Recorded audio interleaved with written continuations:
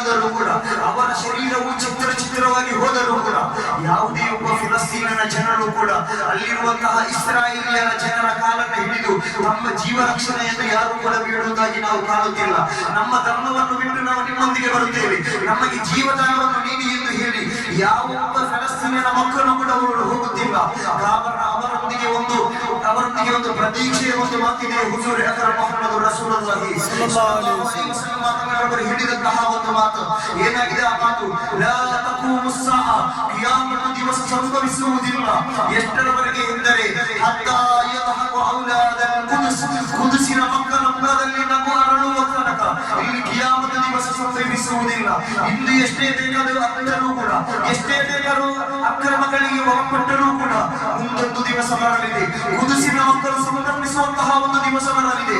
ಕುದುಸಿನ ಮಕ್ಕಳ ಮುಖದಲ್ಲಿ ನಗು ಅರಳುವಂತಹ ಸಮಯವು ಬರಲಿದೆ. ಪ್ರಪಂಚದ ಮುಕ್ಕು ಮೂಲೆಗಳಲ್ಲಿ ಮುಸಲ್ಮಾನರು ಅಲ್ಲಾಹು ಅಕ್ಬರ್ ತಕ್ಬೀರನ್ನು ಮೊಳಗುವಂತಹ ಒಂದು ದಿವಸವು ಬರುವ ತನಕ ಇಲ್ಲಿ ಕಿಯಾಮತ್ ದಿವಸ ಸಂಭವಿಸಲಾರದು ಎಂದು ಸುಳ್ಳನ್ನೇ ಹೇಳದಂತಹ ಸಾದಿಕುಲ್ ಮಸ್ಲೂಕಾದಂತಹ ಮುಹಮ್ಮದ್ ರಸೂಲುಲ್ಲಾಹಿ ಸಲ್ಲಲ್ಲಾಹು ಅಲೈಹಿ ವಸಲ್ಲಂ ಮಾತನಾಡಲು ಹೇಳಿದಂತಹ ಮಾತು ಎಷ್ಟೊಂದು ಅದ್ಭುತವಾಗಿದೆ. ಈ ನಡೆಯುವಂತಹ ಯುದ್ಧಗಳು ನಿನ್ನೆ ಮೊನ್ನೆ ತೊಡಗಿದಂತಹ ಯುದ್ಧಗಳಲ್ಲ, ಕಾಲಾಕಾಲಗಳಾಗಿ ಪ್ರಾರಂಭಿಸಿ ಬಂದಂತಹ ಯುದ್ಧಗಳಾಗಿದೆ. ಅವರಲ್ಲಿ ಯುದ್ಧ ಮಾಡುತ್ತಿರುವುದು, ಅವರವರ ಜೀವನವನ್ನು ತ್ಯಾಗ ಮಾಡುತ್ತಿರುವುದು ಕುದುಸಿನ ಮಸ್ಜಿದಿನ ಕುದುಸಿನ ಪಳ್ಳಿ ಮಸ್ಜಿದಿಗೆ ಬೇಕಾಗಿ ಅವರವರ ಜೀವ ತ್ಯಾಗವನ್ನು ಮಾಡುತ್ತಿದ್ದಾರೆ.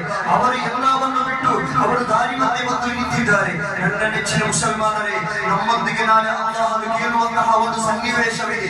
ನಿಮ್ಮ ಕಣ್ಣ ಮುಂದೆ ನಿಮ್ಮ ಕೈಯಲ್ಲಿ ಮೊಬೈಲ್ಗಳ ಮೂಲಕ ಸಣ್ಣ ಪುಟ್ಟ ಮಕ್ಕಳು ರೋಧಿಸುತ್ತಾರೆ, ಅಳುತ್ತಾ ಅವರಲ್ಲಿ ಕಷ್ಟಪಡುತ್ತಿರುವಾಗ ನಿನಗೆ ಯಾವುದೇ ಒಂದು ಕಷ್ಟಗಳನ್ನು ಕೊಡದೆ ಸಂತೋಷದಿಂದ ಅನ್ನ ಪಾನೀಯವನ್ನು ಕೊಟ್ಟಾಗ ನೀನು ಆ ಮಕ್ಕಳಿಗೆ ಬೇಕಾಗಿ ಏನು ಮಾಡಿದೀಯ ಎಂದು ಹೇಳಿದಂತಹ ಒಂದು ಸಂದರ್ಭ ಬಂದರೆ ಅಲ್ಲಿ ನಾವು ಬೆರಳು ಕಚ್ಚಬೇಕಾದಂತಹ ಒಂದು ಸನ್ನಿವೇಶ ಬರಬಹುದು.